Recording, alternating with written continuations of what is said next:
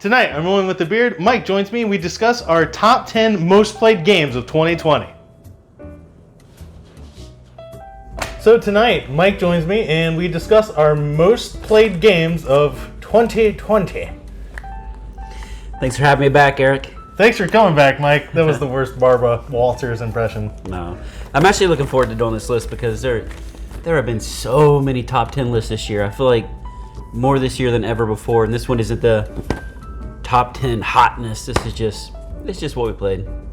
And it was the easiest one to make. It really was. Yes. Number 10. So I had several games tied for my number 10. As did I. I had my total plays this year were way down from the year prior.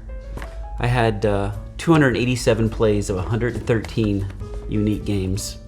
Nice. I guess that's COVID for you.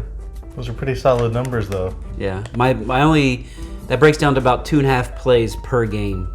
So didn't play as many games this year, but we did manage to spend the time being stuck at home, looking at the game shelf. We started pulling off games we haven't played in a long time. So played a lot of older games, like once or twice. So my number 10 most played game with 10 plays is Air, Land, and Sea. It's a little 2-player card game. I find it enjoyable. Definitely worth sleeving. Have you played it? I believe a couple of those losses out of your 10 belong to me. That's right. Yes. No, you beat me. Those felt really good because I never beat you at anything. That's not true at all. That's not true. My next tie for number 10 was a Steffenfeld classic, Castles of Burgundy. Very nice. Yeah, well, second edition or whatever, the remake or reissued one with all the extra mumbo jumbo in it, which we finally started peppering some of those in. It's pretty cool. Actually, we accidentally played with the ducks from the get-go, and I didn't realize that the ducks was a expansion. They're wild pheasants. What, are they like an extra resource you can trade? They're how do you get wild, the pasture ones with the different animals, the cows and whatnot. Oh, and there's ducks? There's ducks, and the ducks are wild. Yeah, I've not played the remake. I only have the old classic. It's slightly less ugly. The board looks busy. I don't know. I like the original. I like ugly. It is kind of like, has that ugly charm to it, yeah. The old one. My next number 10, and I attribute much of this game getting so much play due to the pandemic, is Friday. A little solo card game. It's pretty fantastic. I do like Friday. It is very difficult. It is. I think it took me 5 plays before I finally beat it on the easiest setting. My next tie for number 10 is Skull. It's that game with, I think we played it together with the little coasters. Yeah. Kind of a bluffing type game. It's a fun game. You really don't even need the game. You could just play it with a deck of cards. And yeah. I know a lot of people that have made their own just with some coasters, and it actually originated was Hell's Angels bar game. Origins of Skull. But it is a lot of fun. I do enjoy Skull.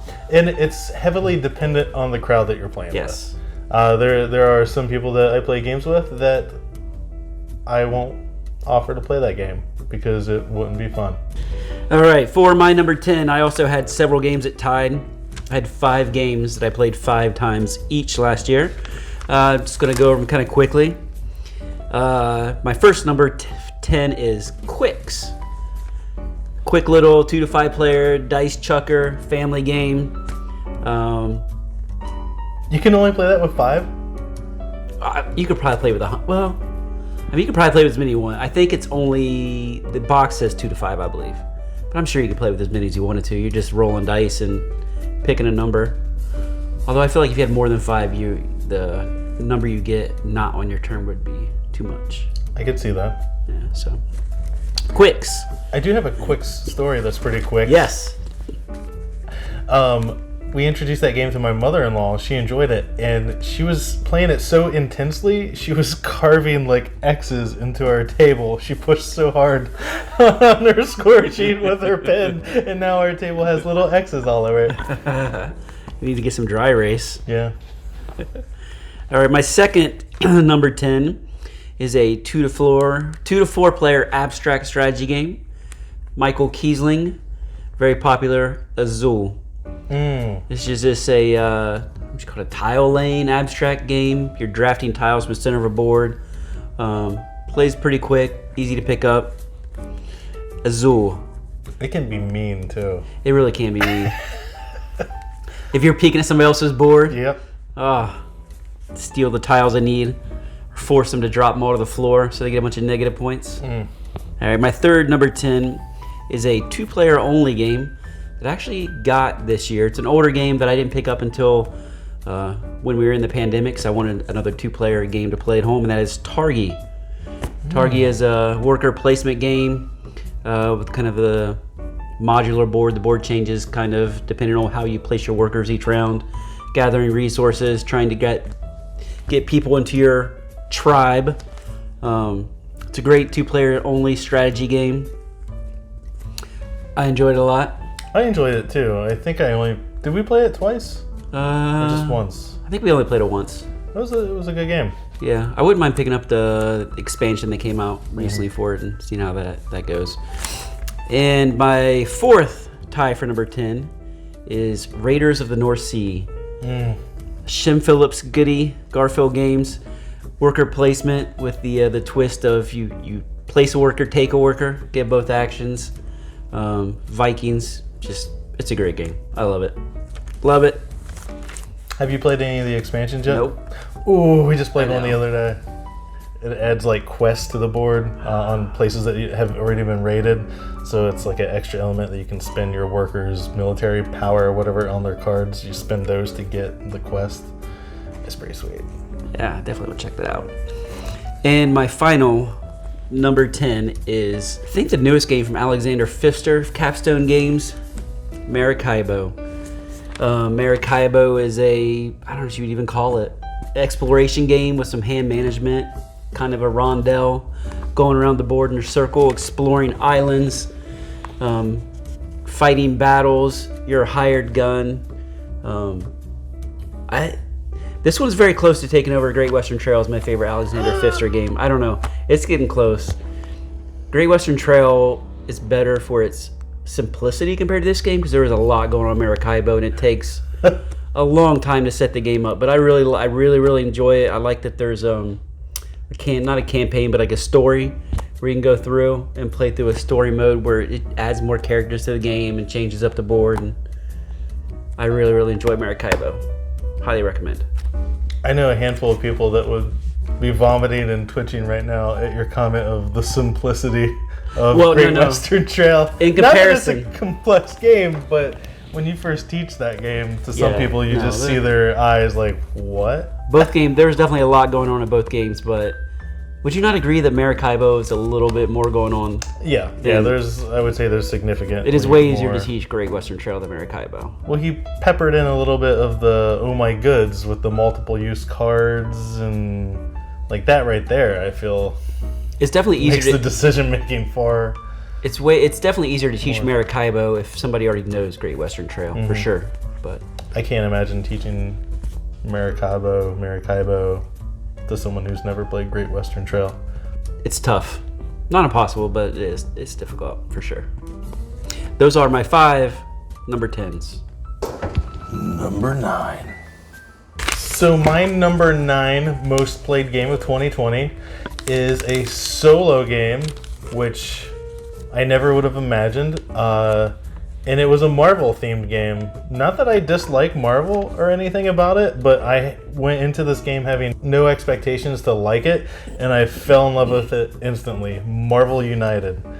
The night I opened it, I think I played it with a friend. Then when they left, I proceeded to play it, I think 3 more times by myself because I just had to defeat Red Skull and I'm really bad at it. You've had 2 solo games in your first 2 numbers. That is interesting. Probably because I'm just, Don't have any friends. Yeah, no friends, and I'm horrible to play games with. True. Sometimes your words are hurtful. My number 9 played game of 2020 was a cooperative game. So this game actually got all of its plays before the pandemic kicked in. This game is got a lot of love. The Crew, The Quest for Planet 9, a cooperative trick-taking game. I liked it. It's one of the things you have to play with the right group of people. I thought I was playing with the right group of people. One person at the table, we were playing to 4 players. One person just thought it was ridiculous. Just didn't like the fact that I'm playing a trick-taking game and we're doing it together, and like they're like, what do you mean I don't want to take all the tricks? No, you don't want to. I don't know. It just did not go over well with the group that I was in. It was like, if we're gonna play trick-taking, let's play euchre. This is ridiculous. But that was we did play it 6 times before I put it away, and I have not got it back out since. Did you play 6 different scenarios? We did. We played through. We never lost a scenario. We made it through 6 scenarios and then stopped. So maybe I'll get it out again sometime. Probably not. Probably not. Number 8. My number 8 most played game, and I am over this game. It's a very good name, Phil Walker Harding. Silver and Gold.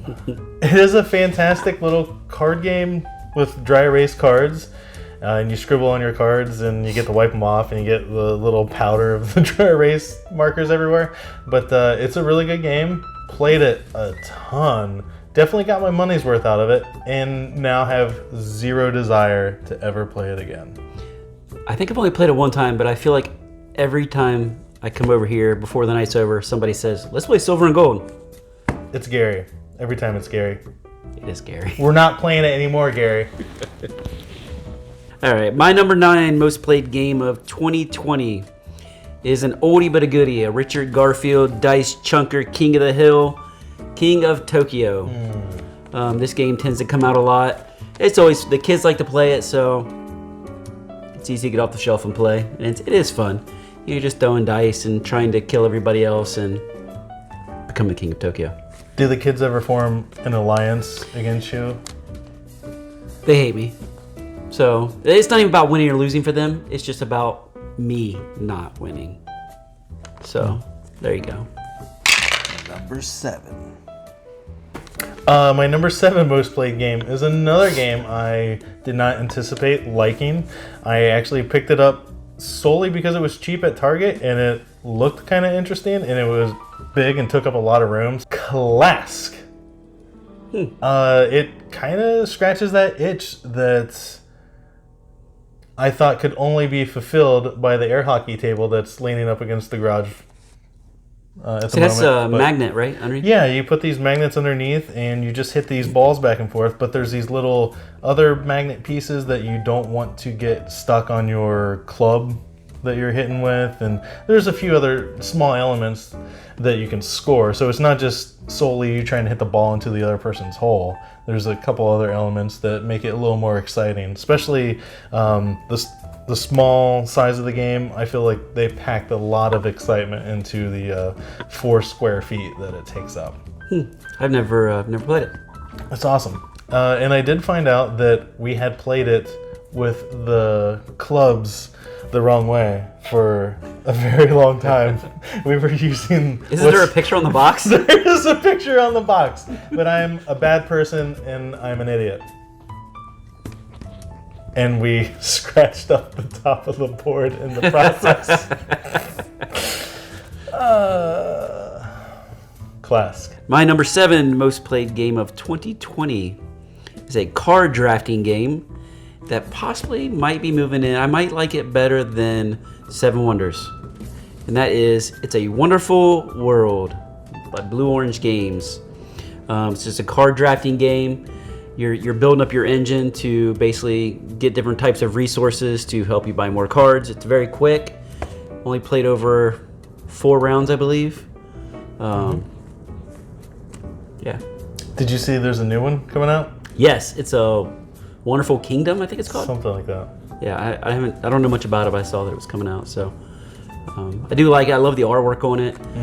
I like how it has this center board. It's kind of like an arrow that shows you which production cubes kind of fire off in which order. And great game, great card drafting game. It's a wonderful world. Number 6. My number 6th most played game of 2020 is a simple card game, bluffing, kind of like a party game, I guess, if you want. Cockroach Poker. It's one of those games that I keep in the trunk of the car because you never know when you need, a game like Cockroach Poker or Sushi Go. They're inexpensive, small games, and you just keep them. And I have zombie dice in the trunk too. I don't know why.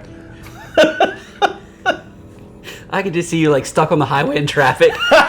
Roll your window down like, hey, yeah, you want to play some Cockroach Poker? Hey man, it's a spider. What? You think it's a spider? As their window's like, yeah. Don't look at him, honey. Don't look at him. Oh, look at him. He's got a beard. Yeah, maybe he'll just sniff us and leave us. All right, my number 6 most played game of 2020 is definitely the newest game to me on this list. I got this game for Christmas and managed to squeeze in 8 plays of it between Christmas and the New Year's. It is a solo game, Under Fallen Skies. I really, really enjoyed Under Fallen Skies. It's a great solo game. I love the way it looks on a table. You got dice rolling, you got dice management, aliens coming down trying to attack you. It kind of feels like Space Invaders. Yes, very much Space Invaders, the board game. It's not easy. It's not impossible, but it's not easy. So it's right in that good realm for a solitaire game where you don't want it to be completely impossible, but you don't want it to be so easy that you get bored of it quickly. And there's a campaign that comes with it that's actually really good. The base game's fun. Then you toss in the campaign. It mixes up a few different rules and abilities and actually adds in some characters and some different things and different pieces, different cities. Really, really enjoy Under Fallen Skies. Have you tried playing it horizontally? No. Because it's so long this way. It does take up a lot of space. Yeah, I've turned it the opposite way and played it from left to right just because of not wanting to move things on the table. I feel like my old eyes would really struggle trying to figure out where the spaceships are falling down, because you have, depending on where you place your dice, that's what spaceship starts dropping down towards you. And like, I'll put this 6 on this anti-aircraft gun, but then I move the wrong spaceship, and then what are you gonna do? Start over. Have you had any issues picking up the spaceships? A little bit. They're like so flat on the bottom. You're like, oh. First world problems. Number 5. My number 5 is a game that was mentioned earlier. Great Western Trail. Played it a lot. We finally played it enough to where we have been playing the Rails to the North. Pretty solid expansion there. Adds, you cover up the top half of the board, and now you don't just go to the locations in order. There's a whole weird tree of stuff that you have to go through to get some of those cows to where they need to be. Fantastic game. I love putting on my cowboy boots and rustling some cows up to Kansas City. Especially those Texas Longhorns. That's a pretty cow. My number 5 is a game that I also picked up at Target. It was on clearance, and we got it for extremely cheap. Oh no. Didn't know a whole lot about it. It's an abstract strategy game. It's very simple, but it can have a lot of depth to it too, and that is Trellis. It's a really pretty game. It's a tile laying game. You lay out your tiles, and you're trying to grow blossoms of your color across the board. Depending on how you place the tile, you get bonus blossoms, and you can cause your opponent to grow some of their blossoms. It's really quick. It's very easy. My 5-year-old plays Trellis with me. Occasionally wins. Wasn't that your mostly wins. when you were professional wrestling? Wasn't that your finishing move, the bonus blossom?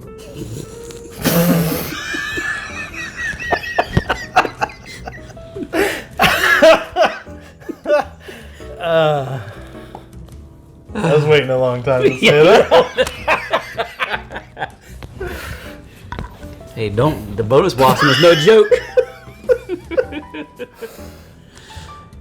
Yes, it was. That was in my Matador days. When I was in the Mexican wrestling league. Nacho Libre. Number 4. My number 4 most played game of 2020 is a simple little card game, kind of drafting-ish, about vegetables. I'll go ahead and get to the point. Point salad. The game was point salad.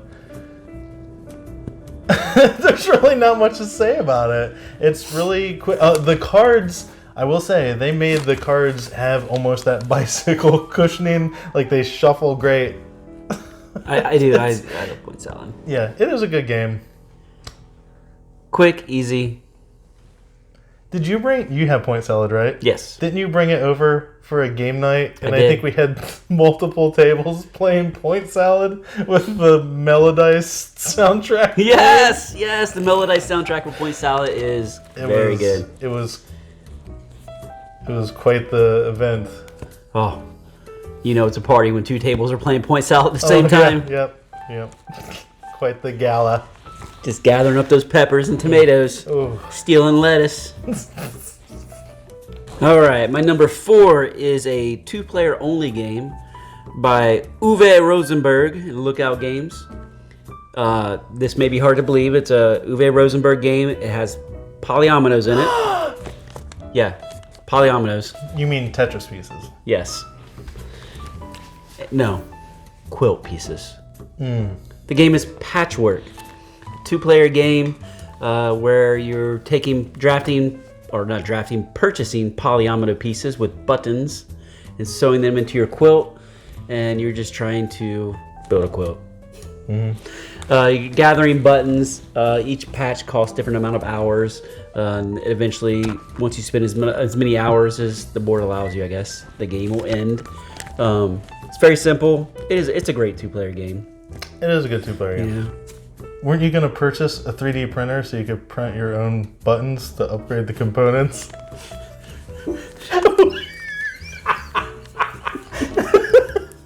Number 3. My number 3 most played game is a game that was already mentioned on this list, and it's a game that I am not very fond of, and it will probably end up making its way onto the table of games for guests to take if they want them. The Crew. I just didn't care for The Crew. Yet it's one of my most played games. Played it 17 times. Just played The Crew, and I just can't take any more Crew. Did you play with different groups and just keep playing the first mission over and over? I brought it home with these high expectations of playing it with my immediate family, thinking it would be simple, and because my son just learned to play euchre, and I was like, sweet, he'll love this. It fell so flat. Yeah. The wife hated it, the son hated it, I then hated it, and then we tried playing it with another group, and it was okay, but I just don't get the hype. And it was so hyped. It was like... But then again, there was probably God. the same people that hyped the game. Or the Mind. The Mind? Yeah. No, I don't think they did. Like, the people I saw that were hyping the Crew, I don't think they really hyped the Mind that much. And for it to win a Spiel des... Or was it the Kenner? Or was it the normal Spiel des Jahres? I think it was the Kenner. The fact that it won anything is just an atrocity. Disappointing. And there was like some good games up against it too. I don't remember who else was in the running, but it was embarrassing. Those awards have become embarrassing. Sorry, Germany. No bien. As the French say. As the French say. All right, my number 3 game. I won't waste a lot of time. I'll get straight to the point. Salad! My number 3 game, most played game this year, is also Point Salad. Not much else I can say about that. It is a lot of fun. Super simple card game. Always want to play it. Small, take it, throw them in a Ziploc bag, and throw it in your suitcase, go on vacation. Or in the trunk of your car. Or the trunk of your car if you're weird. Number 2. My second most played game of 2020, I feel it is unfair that it's on this list. Because it is a game, they have championships all over Canada. Would be Crokinole. That's fair. It's a lot of fun. It's a game, you keep score. Yeah, we've played a lot of Crokinole. I made my own board. Took a long time. It's very nice. Kudos. It turned out all right. Yeah, no, it's good. It's very playable, that's for sure. For the most part, it's to spec. I just played a lot of Crokinole. All right, my number 2 most played game of 2020 is an Elizabeth Hargrave Stonemaier game. Huh. This game has the most delicious pieces in it. They have little candy eggs. Wingspan. 1 to 5 player game. Card drafting, dice rolling. It's a really pretty game. I love all the birds. You're drafting food, worms and fish, and using those to attract birds into their little habitats, and using the player powers to lay all these different colored eggs. They are. Yeah. They are hard to pass, though. And when you drive real slowly and cut your wheels on a gravel driveway, that's the sound it makes. That's Wingspan, my number 2 most played game of 2020. Have you played any of the expansions? No, I've not. There's just the Oceania, and then the European birds. Mm-hmm. I do want to get the European one. That's like purple. Is that the purple one that's box? the nectar? I don't think so. It added cards that happen on other players' turns, but just like a different. I don't know how it worked, but it looks cool. It's got to be good. It's got to be better than Mariposas. I did not like. Very disappointed. I really didn't like it. I was so excited for it. Yeah, it's really pretty, but I like the butterflies. It just fell a little short for me. Not as good as Wingspan. I think I even preferred Tussie Mussy over Mariposa? Yeah. Yeah, I don't know. It just felt like a really solo experience. It is. You know what? It's probably one of my top 10 solo games. Number 1. My most played game of 2020 is Drop It. Drop It. It's just a good old time. The first time you play it, it doesn't. Cosmos. Is it Cosmos? Yeah, it's Cosmos. The first time you play it, it doesn't seem like there's much strategy to it. But the more you play it, you learn that there is a underlining layer of this risk versus reward. Do I get rid of these yellow pieces that I don't need, but I see a lot of similar shapes coming up? I don't know. It is a lot of fun. It's a stupid game that's a lot of fun. It's one of those games where, like, as soon as you finish, you're like, okay, let's do it again. Especially if you lose. You're like, oh, mistakes were made. Let's start over. Although I'm not sure how I feel about it at 3 players with adding in the extra colors that don't belong to you. But it's a lot of fun. Drop it. Drop it. All right, my number 1 most played game of 2020 is actually also my most played game of 2019. And if anybody knows me, they can probably guess this game. It is a 1 to 5 player game. It plays 5? That's what BGG says. I would not play it at 5. I actually really, really enjoyed it too. 3's pretty good too. I think 4 might even be too much, in my opinion. But my most played game is Terraforming Mars.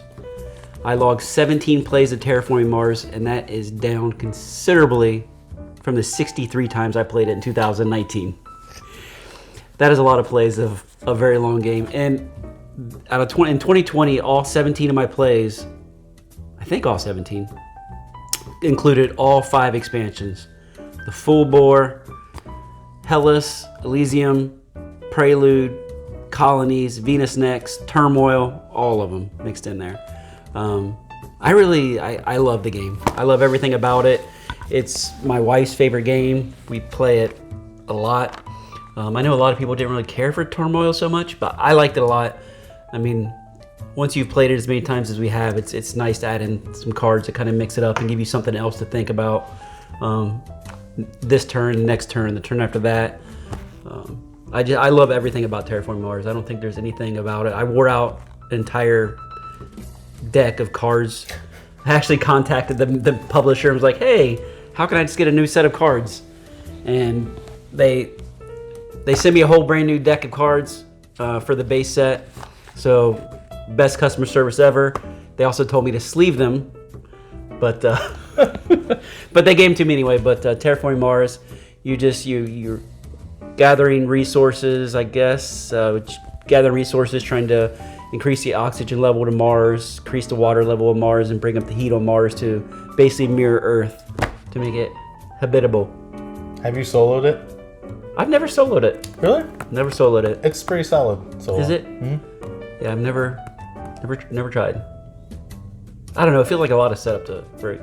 A solo game for me has to be relatively easy to break out and play. Setting up Terraforming Mars, play by myself feels like a lot of work. Plus, if I got it out and tried to set up solo, my wife would probably just be like, "Hey, I want to play." So. You have to like wake up in the middle of the night, quietly sneak downstairs. I'm super excited to get the big box sometime, hopefully this spring, with all the upgraded components, the 3D pieces, and those look sweet. Yeah, I'm especially excited for the little the spaceships, the colony spaceships, because they really like the spaceships that came with the colonies were like these little, they look like 3D printed pieces of plastic. They suck, and they actually made like some cool spaceship miniatures to fly to your colonies. Have you played any of the expansions? Oh, that was okay. You can come over and play. Just with me, not the wife, because she will destroy you and not feel bad about it. She's very good, very competitive. So that was our top 10 most played games of 2020. Not necessarily our favorite games of 2020, but leave some comments down below on what your most played games were of 2020, or what you think of our games of 2020, or what games we should have played, or what games we should not have played, or what games you think are just despicable to see on this list. Feel free to tell us we suck. We'd like that. Thanks for watching another episode of Rolling with the Beard. Click that subscribe button and join us again. Thanks for watching. Hey, thanks for having me again, too. Thanks for coming by. Always fun. Awkward silence. Very awkward. I'm taking the dogs upstairs. I'm listening to you guys is painful. Sweet. Girls! Like we haven't read that comment on YouTube before.